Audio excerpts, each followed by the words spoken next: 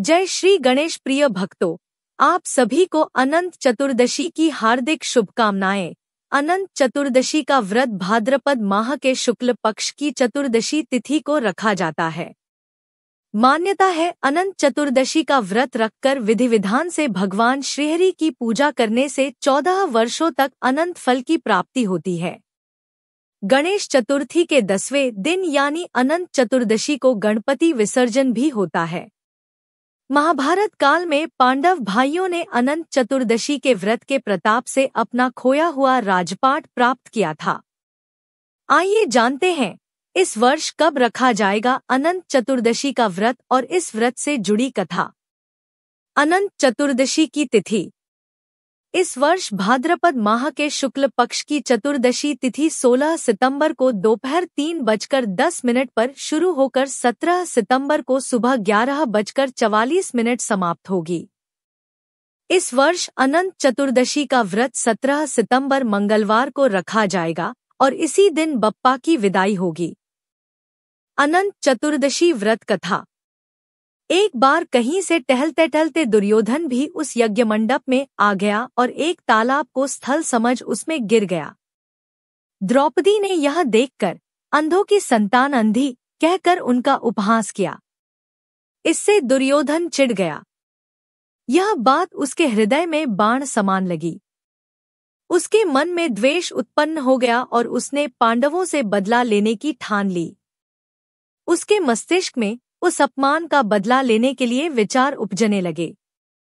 उसने बदला लेने के लिए पांडवों को द्यूत क्रीड़ा में हराकर उस अपमान का बदला लेने की सोची। उसने पांडवों को जुए में पराजित कर दिया। पराजित होने पर प्रतिज्ञानुसार पांडवों को 12 वर्ष के लिए वनवास भोगना पड़ा। वन में रहते हुए पांडव अनेक कष्ट सहते रहे। एक दिन भगवान कृष्ण जब मिलने आए तब युधिष्ठिर ने उनसे अपना दुख कहा और दुख दूर करने का उपाय पूछा। तब श्री कृष्ण ने कहा, हे युधिष्ठिर, तुम विधिपूर्वक अनंत भगवान का व्रत करो। इससे तुम्हारा सारा संकट दूर हो जाएगा और तुम्हारा खोया राज्य पुनः प्राप्त हो जाएगा। इस संदर्भ में श्री कृष्ण ने उन्हें एक कथा सुनाई। प्राचीन काल में सुमंत नाम का एक नेक तपस्वी ब्राह्मण था। उसकी पत्नी का नाम दीक्षा था। उसकी एक परम सुंदरी धर्मपरायण तथा ज्योतिर्मयी कन्या थी, जिसका नाम सुशीला था। सुशीला जब बड़ी हुई तो उसकी माता दीक्षा की मृत्यु हो गई। पत्नी के मरने के बाद सुमंत ने कर्कशा नामक स्त्री से दूसरा विवाह कर लिया। सुशीला का विवाह ब्राह्मण सुमंत ने कौंडिन्य ऋषि के साथ कर दिया। विदाई में कुछ देने की बात पर कर्कशा ने दामाद को कुछ ईंटें और पत्थरों के टुकड़े बांध कर दे दिए। कौंडिन्य ऋषि दुखी हो अपनी पत्नी को लेकर अपने आश्रम की ओर चल दिए, परंतु रास्ते में ही रात हो गई। वे नदी तट पर संध्या करने लगे। सुशीला ने देखा वहां पर बहुत सी स्त्रियां सुंदर वस्त्र धारण कर किसी देवता की पूजा पर रही थी। सुशीला के पूछने पर उन्होंने विधिपूर्वक अनंत व्रत की महत्ता बताई। सुशीला ने वहीं उस व्रत का अनुष्ठान किया और 14 गांठों वाला डोरा हाथ में बांधकर ऋषि कौंडिन्य के पास आ गई। कौंडिन्य ने सुशीला से डोरे के बारे में पूछा तो उसने सारी बात बता दी। उन्होंने डोरे को तोड़कर अग्नि में डाल दिया। इससे भगवान अनंत जी का अपमान हुआ। परिणामत ऋषि कौंडिन्य दुखी रहने लगे। उनकी सारी संपत्ति नष्ट हो गई। इस दरिद्रता का उन्होंने अपनी पत्नी से कारण पूछा तो सुशीला ने अनंत भगवान का डोरा जलाने की बात कही। पश्चाताप करते हुए ऋषि कौंडिन्य अनंत डोरे की प्राप्ति के लिए वन में चले गए। वन में कई दिनों तक भटकते भटकते निराश होकर एक दिन भूमि पर गिर पड़े। तब अनंत भगवान प्रकट होकर बोले, हे कौंडिन्य, तुमने मेरा तिरस्कार किया था, उसी से तुम्हें इतना कष्ट भोगना पड़ा। तुम दुखी हुए। अब तुमने पश्चाताप किया है। मैं तुमसे प्रसन्न हूं। अब तुम घर जाकर विधिपूर्वक अनंत व्रत करो। 14 वर्ष पर्यंत व्रत करने से तुम्हारा दुख दूर हो जाएगा। तुम धनधान्य से संपन्न हो जाओगे। कौंडिन्य ने वैसा ही किया और उन्हें सारे क्लेशों से मुक्ति मिल गई। श्री कृष्ण की आज्ञा से युधिष्ठिर ने भी अनंत भगवान का व्रत किया, जिसके प्रभाव से पांडव महाभारत के युद्ध में विजयी हुए तथा चिरकाल तक राज्य करते रहे। अनंत चतुर्दशी पर गणपति विसर्जन का मुहूर्त। अनंत चतुर्दशी के दिन गणेश जी का विसर्जन किया जाता है। इस दिन गणेश जी के विसर्जन के लिए सबसे शुभ मुहूर्त दोपहर 3:20 से शाम 4:50 तक रहेगा।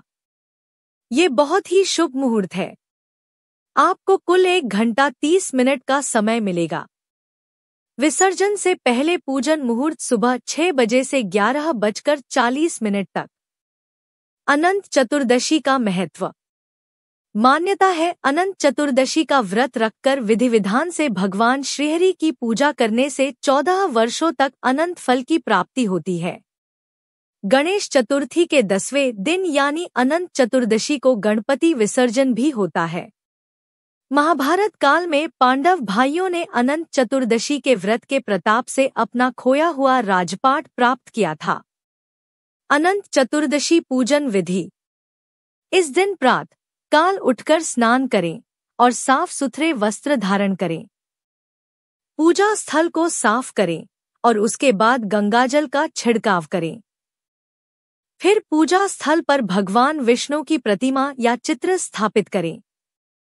भगवान विष्णु को अक्षत, फूल, धूप, दीप, नैवेद्य, इत्र, चंदन आदि चीजें अर्पित करें। इस दिन भगवान विष्णु की आरती करें और उनके मंत्रों का जाप जरूर करें। अंत में भगवान विष्णु को अनंत सूत्र अर्पित करें। गणेश विसर्जन की पूजन विधि। गणेश विसर्जन से पहले गणेश जी की विधिवत पूजा करें। पूजा के समय उन्हें मोदक एवं फल का भोग लगाएं। इसके साथ ही गणेश जी की आरती करें। अब गणेश जी से विदा लेने की प्रार्थना करें। पूजा स्थल से गणपति महाराज की प्रतिमा को सम्मानपूर्वक उठाएं। पटरे पर गुलाबी वस्त्र बिछाएं। प्रतिमा को एक लकड़ी के पटे पर धीरे से रखें।